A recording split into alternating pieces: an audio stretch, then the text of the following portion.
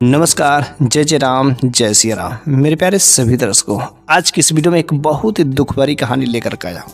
एक माँ का दुख कि जब उस बेटा ने अपनी माँ को इतनी बुरी तरीके से धोखा देता है, जिसको सुन करके वाकई आपकी आंखों से आंसू छलक पड़ेंगे कि एक बेटा अपनी माँ को ऐसे क्या धोखा दे सकता है, क्या इस तरीके से कर सकता है। बहुत ही दुख भरी कहानी है। भगवान न करे कभी किसी माँ के कोख से ऐसा जो औलाद ना पैदा करे, क्योंकि हर एक बेटा जो माँ का बहुत ही प्यारा होता है। माँ बाप का जो रिश्ता होता है ना, बेटे से बहुत ही पवित्र रिश्ता होता है। लेकिन उस पवित्र रिश्ते में भी हमारे समाज में कुछ ऐसे भी लोग हैं, ऐसे बेटे हैं जो दाग लगा देते हैं। तो चलिए हम लोग उस दुख भरी एक माँ की कहानी को शुरू करते हैं। तो एक बार की बात है, एक बेटा जो अपने माँ बाप का इकलौता था। उसके माँ और बाप दोनों ने, मम्मी और पापा ने, दोनों ने मिलकर के अपने बेटे की परवरिश करने में कभी किसी प्रकार की कोई कमी नहीं की। पढ़ाई लिखाई से लेकर के खाने पीने से लेकर के सब चीज अपने भले ही भूखे सो जाते कभी किसी वक्त, लेकिन अगर बेटा जिद कर देता तो माँ और बाप अपना पेट काट करके अपने बेटे की ख्वाहिशों को पूरा करते थे। लेकिन जब बेटा पढ़ा होता है, बेटा बड़ा होता है, उसके लाड़ प्यार के दुलार से इतना अपने वाली हो गया कि वह अपने माँ बाप को कभी चिंता ही नहीं करता। कैसे है, क्या करे, कुछ नहीं चिंता, बस वह तो अपनी वाली ही करता। और ठीक पढ़ाई के दौरान ही उसे एक लड़की से मोहब्बत हो जाती, प्रेम हो जाती है। नैना लड़ने लगते और वही नैना दो चार होते होते कब वह दो चार जो प्यार तकरार में बदल जाते, किसी को कुछ पता ही नहीं चलता। बस साथ साथ जीने मरने की कस्में, सब कुछ वादे निभाने, उसके साथ टाइम पास करना, इस होटल में, उस सिटी मॉल में, उस पिक्चर हॉल में, हर जगह जाना, पैसे भी फजूल के खर्चा करता। और माँ एक बार भी नहीं पूछती थी कि बेटा तो इन पैसों को क्या करता है। बस वह तो बहाना करता, इस पढ़ाई में लग रहा है, उस पढ़ाई में लग रहा है। लेकिन वह बेटा अपने माँ और बाप के हाथ से निकल चुका था। लेकिन तो भी वह अपने माँ बाप का इकलौता बेटा था, लाडला बेटा था। दोनों माँ बाप की इतनी कभी हिम्मत नहीं होती थी कि मैं अपने उस बेटे से सवाल कर सकूं कि आखिर बेटा ये तो इतने पैसों का क्या करता है, ये पैसे बड़े मेहनत से आते हैं। लेकिन कभी ने नहीं पूछा। और वह बेटा इतना ज्यादा हाथ से निकल गया था, हाथ बिगड़ गया था कि वह बेटा बिना माँ बाप के परमिशन के ही वह जो उस लड़की से शादी भी कर देता है। जब उस माँ बाप के ऊपर सोचे क्या गुजरती होगी कि जब उसका बेटा इकलौता एकमात्र एक ही बेटा था, और वो भी बिना माँ बाप के परमिशन के, बिना इनको जनाए, और वह जो है उस लड़की से शादी कर लेता है कि जिनको बारे में इस माँ बाप को पता ही नहीं चलता।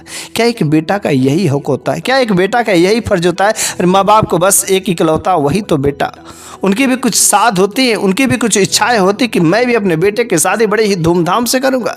लेकिन अगर वही बेटा कुछ ऐसा गलत काम कर देता है, गलत कदम उठा देता है, बेचारे उस माँ बाप के पूरे सपनों पर पानी फिर जाता है। और ठीक यही पर इस माँ बाप के साथ में होता है कि वह बेटा जब अपनी मर्जी से उस लड़की से विवाह कर करके अपने घर में लाता है, तो बेचारे देखते ही हैरान हो जाते कि बेटा तूने क्या किया? अरे मेरे परवरिश में क्या कमी थी कि तूने ऐसा काम किया? अरे एक बार मेरे को बता तो दिया होता, क्या मैं तेरे को मना कर देता? अरे कम से कम तेरे उस विवाह का साक्षी तो बन जाता, मैं भी देख लेता। लेकिन तूने तो मेरे को इस लायक भी नहीं समझा। बस वह बेटा अपने उस माँ बाप की बातों को इग्नोर करके वह के अंदर चला जाता है। और वह तो अपने उस बीबी के, पत्नी के प्यार में, उस लड़की के प्यार के चक्कर में पागल था। उसके आगे कुछ भी नहीं देखता था। दिन रात उसी के बारे में सोचना, उसी की परवरिश करना, उसी से प्यार करना। अपने माँ बाप को खाने पीने का भी नहीं पूछता था कि मेरे माँ बाप कैसे हैं, उनका तबीयत कैसा, उनका स्वास्थ्य ठीक है कि नहीं ठीक है, खाना खा रहे कि नहीं खा रहे, कुछ भी नहीं। और कुछ ही दिन शादी के बाद होता, वो लड़की कहती है कि ये जो माँ बाप आपके हैं ना, ये बूढ़े हो गए हैं, और मुझे इन लोगों का जो रवैया है ना, हमें देखा नहीं जाता। ये लोग कितने बूढ़े हो गए, कितने गंदगी करते हैं, मैं यहाँ पर नहीं रहूँगी। बस वो लड़का एक बार भी नहीं कहता कि अरे मेरे माँ बाप हैं, तुम्हारा फर्ज बनता है तुम साफ सफाई कर दो, तुम्हारी जो हक है, तुम्हारा फर्ज बनता है, जिम्मेदारी है कि तुम मेरे माँ बाप की सेवा करो, मैं भी करूँगा। लेकिन वो लड़का एक बार भी ऐसा कुछ नहीं कहता। वह तो अपने पत्नी का गुलाम था। कहती है कि ठीक है, यहाँ से बाहर चलो किसी नगर में। वह लड़का अपनी पत्नी को लेकर के दिल्ली चला जाता है।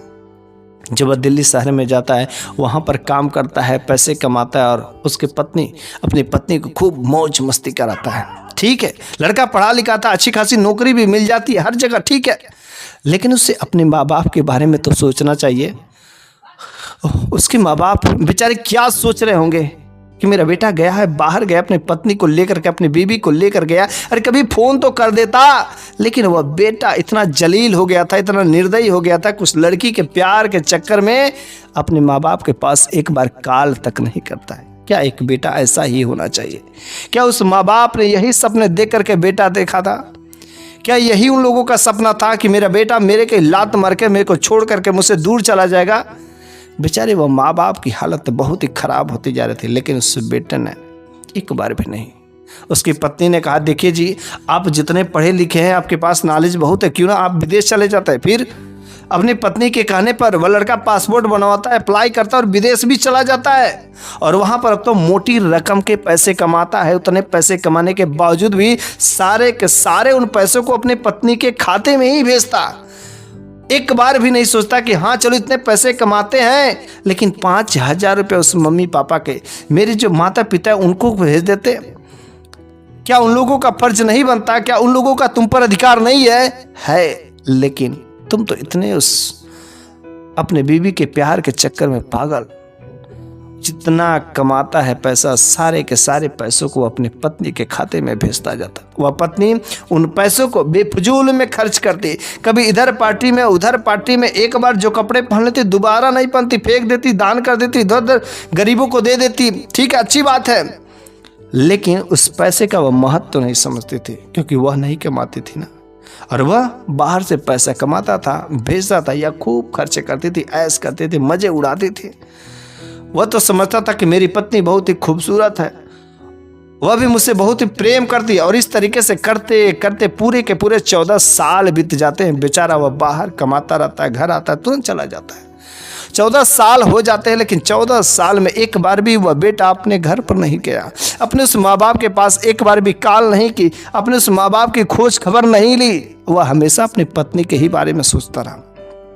वहाँ पर विदेश में जिस जगह पर काम कर रहा था, तो उसका साथ में एक काम कर रहा था, उसका कोई दोस्त था, कोई लड़का था। उसने कहा, अरे यार तुम इतने मोटे पैसे कमाते हो, आखिर तुम इन पैसों को किसके पास भेजते हो? अरे कहीं ज़मीन वमीन खरीदे कि नहीं खरीदे? आखिर इन पैसों का क्या करते हो? उसने कहा, इन सारे के सारे पैसों को मैं तो अपनी पत्नी के पास में भेज देता हूँ। तो वो कहते, अरे तुम्हारी पत्नी इन पैसों का क्या करती है? कहीं ज़मीन जायदाद, कोई फ्लैट व्लैट कहीं कुछ लिए कि नहीं लिए? उसने कहा, फ्लैट व्लैट तो नहीं लिए, लेकिन हाँ मेरी पत्नी जितने सारे पैसे वो मैं भेजता हूँ भाई, तो उसके खर्चे भर के नहीं हो पाते। वो कहता है, इतने सारे पैसे और तुम्हारी पत्नी के खर्चे तक नहीं हो जाते, और तुम्हारे यहाँ पर 5,000 मात्र जो रुपए में तुम्हारे यहाँ पर खर्चे हो जाते हैं, और वहाँ पर 1 लाख रुपए में उसके खर्चे नहीं पड़ते। अरे तुम्हारी पत्नी कहीं कुछ गलत काम तो नहीं कर रही ना?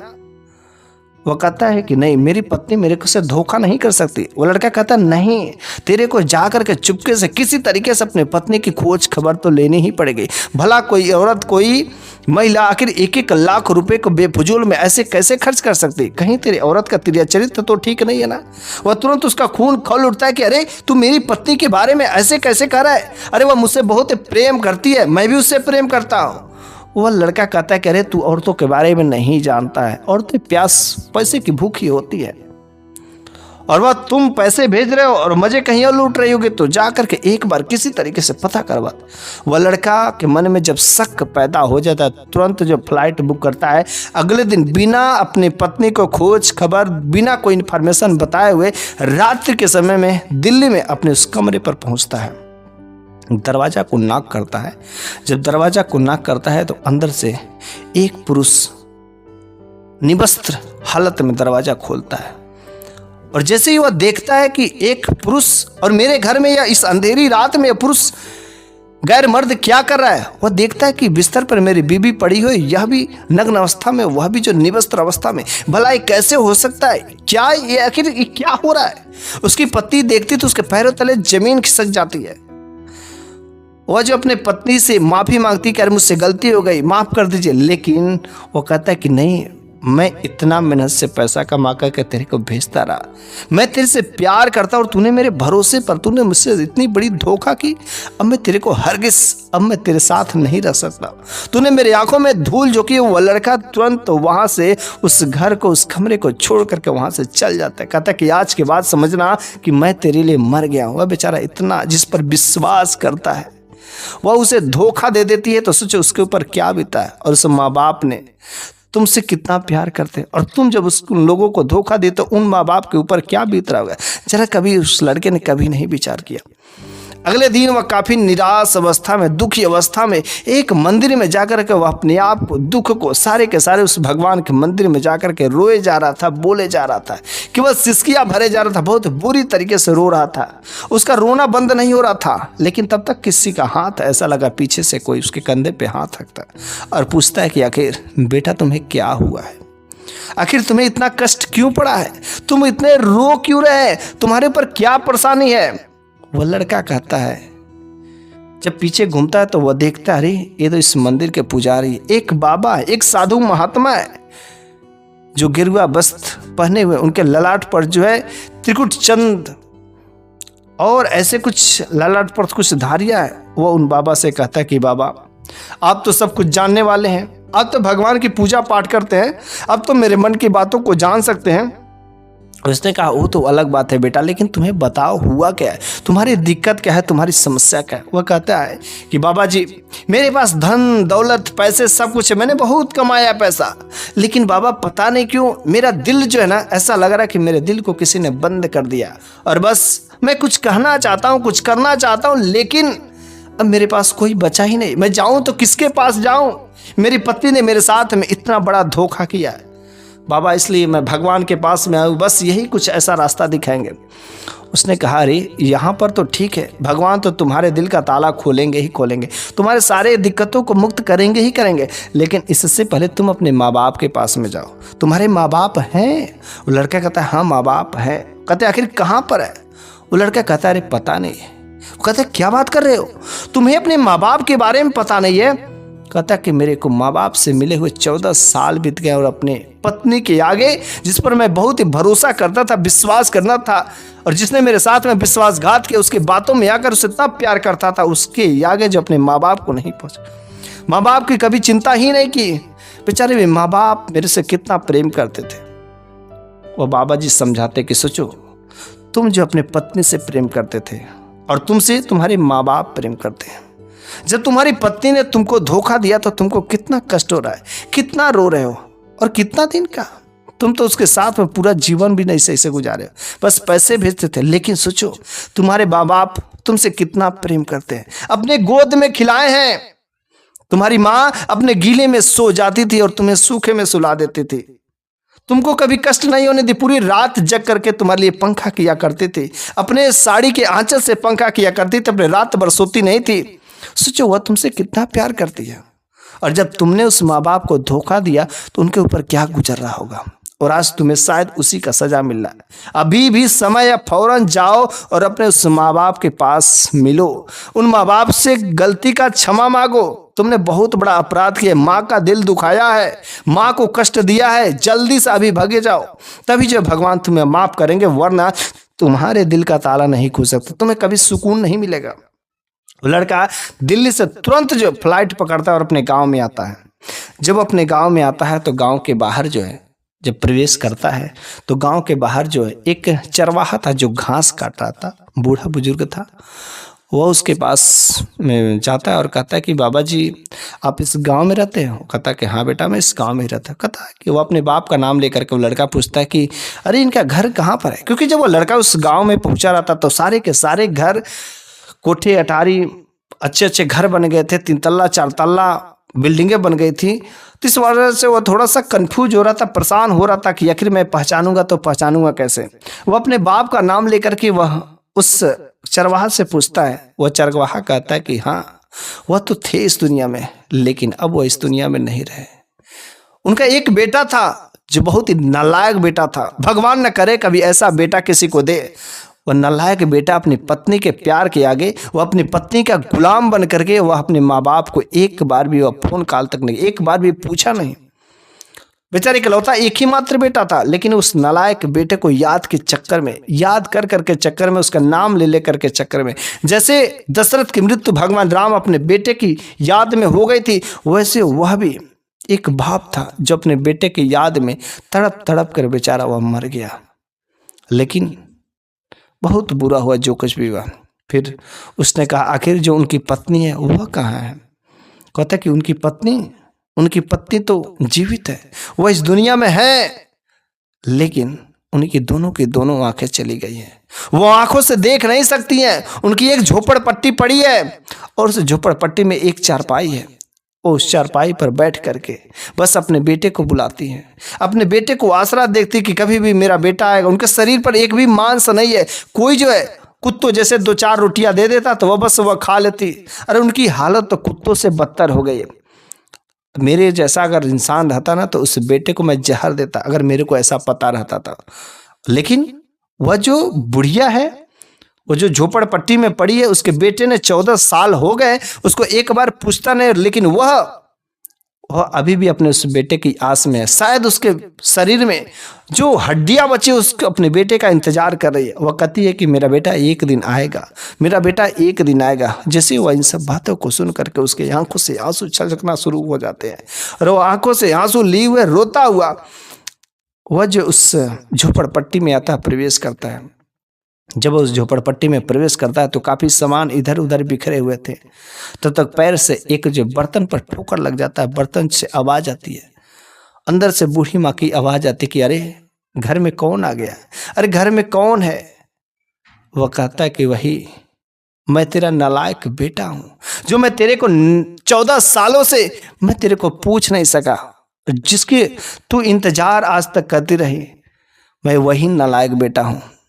वो माँ कहती कि बेटा तू आ गया, अरे मैं तेरा ही राह देख रही थी, मेरी आंखें चली गई है बेटा, लेकिन मैं तुझे देख नहीं सकती थी, कितना सुंदर है, किस हालत में, कैसा तेरा मुखड़ा है। लेकिन बेटा एक बार आ मेरे पास में, एक बार बस तुम बेटा मेरे पास में आ जा। ये जो मेरे हाथों की अंगुलियां है ना, इनसे मैं तेरे को गेस कर लूंगी, पहचान लूंगी, छू लूंगी कि हाँ यह मेरा बेटा ही है। अरे दिल से दिल मिला ले बेटा, मेरे कलेजे को ठंडक मिल जाएगी। बेटा जल्दी आना, अरे तू कहाँ है, आना। बेचारी वह माँ जो है ऐसे रोती है, बिलखती है।